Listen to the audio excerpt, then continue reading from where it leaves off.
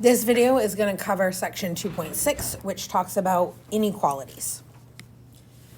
When you have an equal sign, this is just telling you the value of that variable.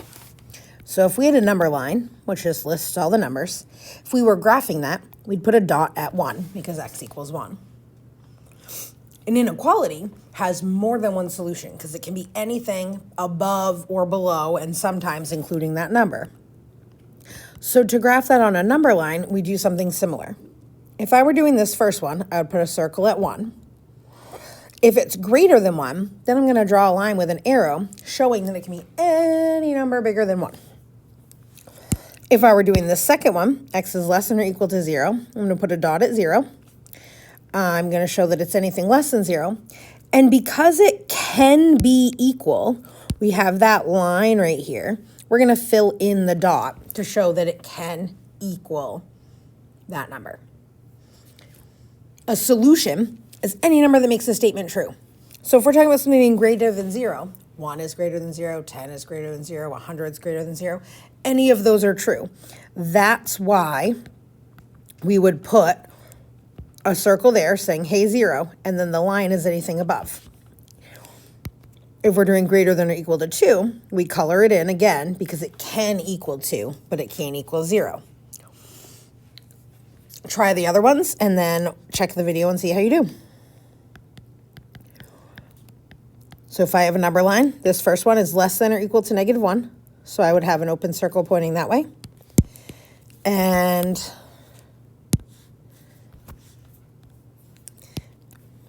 oh goodness, this bottom one is less than 3, so we would have an open circle pointing that way. Solving them, or determining if something's the solution, you're just going to plug it in and see if it makes the statement true. So that means I'm going to plug this 6 in instead of x. So instead of x, I'm going to write 6. Then I'm going to do the math out. So 3 times 6 is 18. 18 minus 4 is 14. And then I look at it and I say, is 14 less than 10? No, that is not true, so 6 is not a solution. You try the other one. We're going to plug -2 in for x. So -2 times -2 is positive 4. 4 plus 4 is 8. And 8 is less than or equal to 8 because they're equal. So yes, -2 is a solution. That's how that works. A lot of people get really confused with the inequality signs and the arrows and all of that. So another way to write your inequality is with what we call interval notation. We're going to draw an interval, like a coordinate pair, that shows us all the numbers that can be involved. So when we're less than 3, we can go down forever, meaning the lowest number we can get is -infinity because it goes down. The highest number it would be is 3 because we can have everything up to 3. Now, you can't actually ever reach infinity, so we put a parentheses. And it can't actually equal 3, so we put a parentheses there. For b, it's very similar. It's less than or equal to 4. So we start the same way. Our lowest is -infinity. Our highest is 4. We can't equal infinity, so it's a parentheses. But this time we can equal 4. So to show the difference, we put a bracket. So this is saying anything in between -infinity and 4 is a solution. Greater than goes the other way. 6 is the smallest it can be, and it goes up forever. So we have that infinity symbol. We can't actually equal 6, so we put a bracket. Put parentheses. Then if we did the 2, same thing. We start at 2. We go up forever. We can equal the 2, so we put a bracket instead. You try the other 3, pause the video, and then check out how you did. This one should be 4 to infinity. This one should be -infinity to -3. And this one should be -1 to infinity. Notice that greater than, the arrow points in the direction of the infinity. That helps some people. Now, if we were solving them, we solve them just like equations, unless we're multiplying or dividing by a negative, which I'll show you. And then when we're done, we're going to write it in interval notation to practice. So if I did this first one, I would subtract 25 from both sides. So 55 minus 25 is 30. So we get less than or equal to 30. So we're going to go down forever, up to 30, and we can actually equal it, so we put a bracket. Now let's do the other one. Add 4 to both sides. X is greater than 4, which means we start at 4 and go up forever, both parentheses. This last one, if I subtract 3 from both sides, I get 2x is less than or equal to 2 plus x.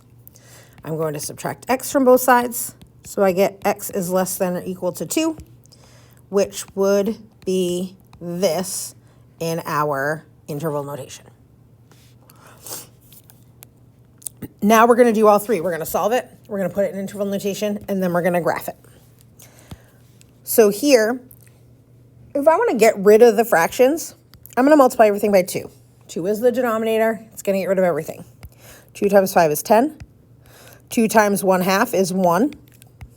2 times 3 is 6. And 2 times negative 1/2 is negative 1. Now let's solve. So I'm going to subtract 10 from both sides.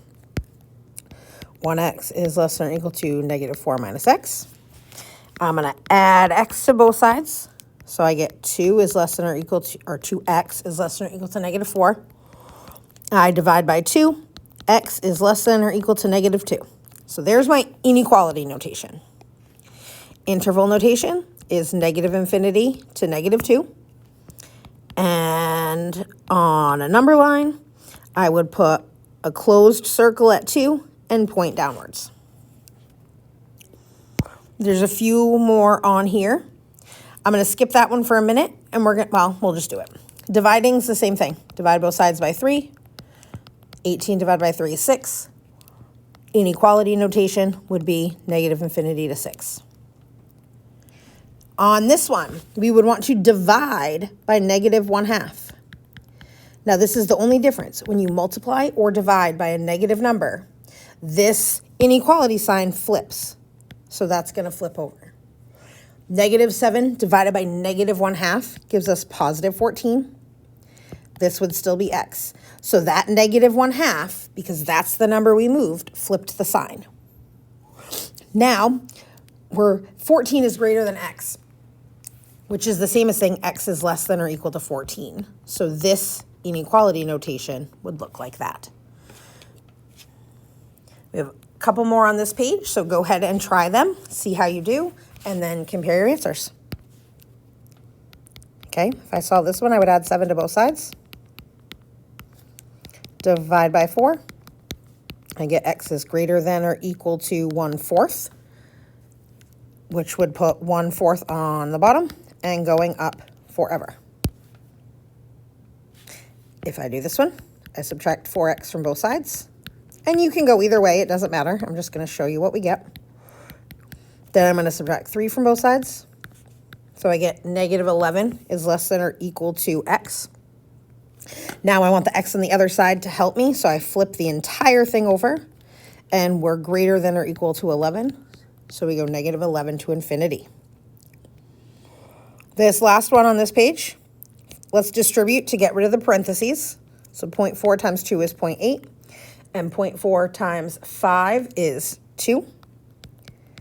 Now I'm going to multiply everything by 10 because we have decimals to the 10th place. That's going to get rid of our decimals. So 10 times 0.8 is 8. 10 times negative 2 is negative 20. 10 times 1.1 is 11. And 10 times 2 is 20. Now we have, we've gotten rid of the decimals. So I'm going to add 20 to both sides.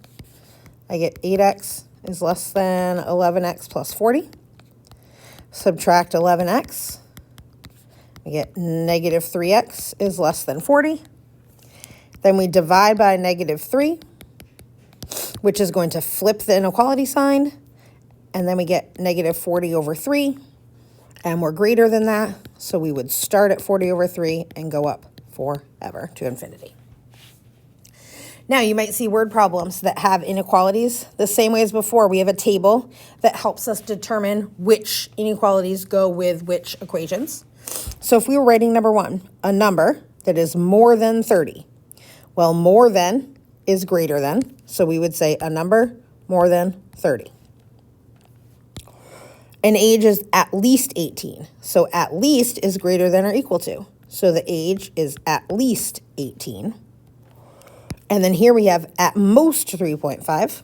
At most is, this should be flipped the other way. So if you printed the notes, make sure you change that. Grade is at most 3.25. So now that we have those, let's check them out. We'll do a word problem. For a computer company, the cost to produce one high-end laptop is $1,320 plus a one-time cost of $200,000. Now this is variable cost because we do it over and over again for every laptop. So our cost is $1,320 per laptop plus that one-time fee of $200,000 for our research and development. The revenue from selling one laptop is $1,850. So our revenue formula is $1,850 per laptop. Then we say profit equals revenue minus cost. Make the equation. So if our revenue is $1,850, my X, we're going to subtract the whole cost equation in parentheses. So we would distribute that negative sign. And we'd get negative 1320x minus 200,000. And then if we combine like terms, we would get profit equals 530x minus 200,000. D is how many laptops need to be sold to yield a positive profit. So positive means X is greater than greater than 0.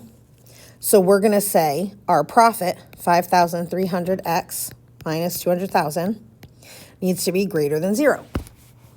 So to solve this, we would add the 200,000 to both sides. And we get 530x is greater than 2,000. Divide by 530 to get the x alone.